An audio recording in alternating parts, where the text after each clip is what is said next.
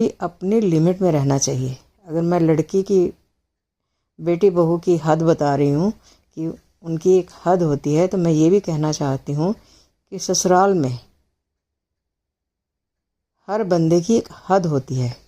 Husband की एक हद है, सास की एक हद है, ससुर की एक हद है, देवर जेठ की एक हद है, उनके लाइफ पार्टनर्स की एक हद है, उनके बच्चों की हद है, या जो भी फैमिली मेम्बर्स वहाँ हैं, सबकी एक हद होती है।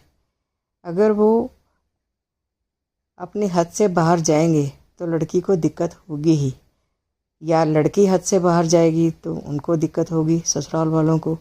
तो वहाँ फिर लड़ाइयाँ होनी शुरू हो जाती हैं। तो लड़ाइयाँ ना हो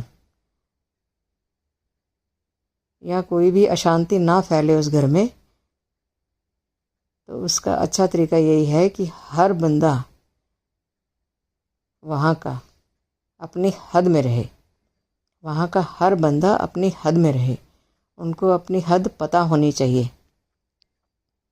ना उस लड़की से दहेज मांगने की ज़रूरत है, ना उस लड़की को पीटने की ज़रूरत है, ना उस लड़की के मायके वालों को कुछ भी उल्टा सीधा बोलने की ज़रूरत है। अगर आप उस लड़की को मोटिवेट कर सकते हो करो, नहीं कर सकते कम से कम डीमोटिवेट तो बिल्कुल मत करो। लेकिन मैंने देखा है कि घरों में ठीक इसका उल्टा होता है। लड़की से दहेज मांगा जाता है।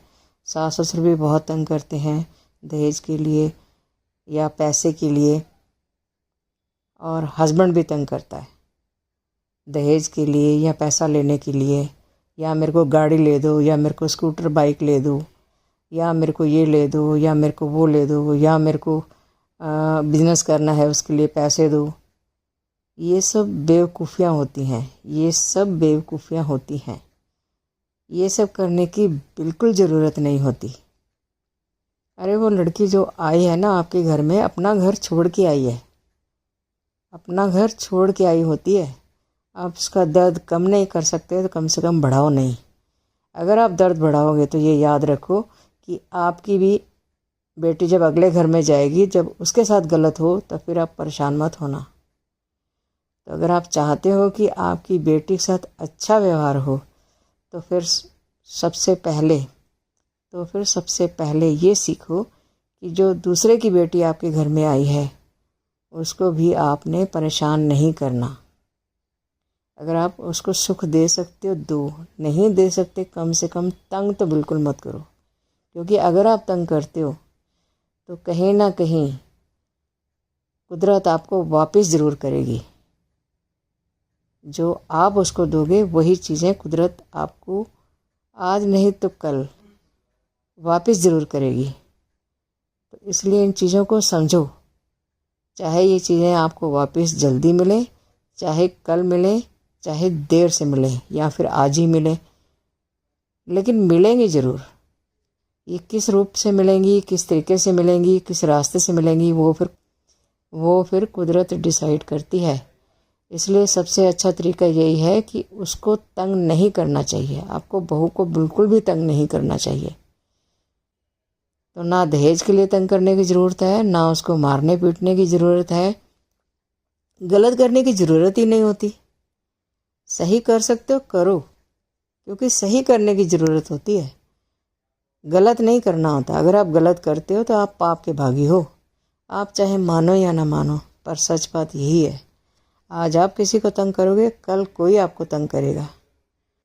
समझे? तो सबसे अच्छा तरीका यही है, मैंने तो यही समझा है कि किसी को तंग करो ही मत। जब आप किसी को तंग नहीं करोगे ना, तो भगवान भी आपका साथ देता है, कुदरत भी आपका साथ देती है।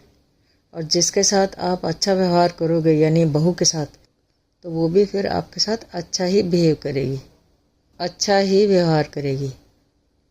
और अगर वो कुछ गलत करती है तो फिर आपको सोचना है कि अब हमने टैकल कैसे करना है। लेकिन अगर वो गलत नहीं कर रही और आप गलत कर रहे हो, तो फिर आपको किस रूप में कब वापस मिलेगा आप सोच भी नहीं सकते।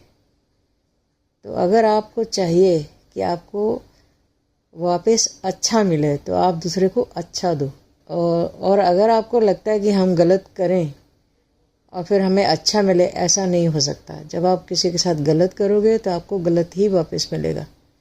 अगर आपको लगता है कि आपको अच्छा वापस मिलना चाहिए तो फिर आपको दूसरे को अच्छा देना ही पड़ेगा, क्योंकि अच्छे का वापस अच्छा मिलेगा और गलत का वापस गलत मिलेगा। कुदरत अपना हिसाब पक्का रखती है, सही रखती है, उसको आप चेंज नहीं कर सकते। तो घर की बहू हो या घर का जवाई हो या घर का कोई भी फैमिली मेम्बर हो, इवन छोटा बच्चा ही हो,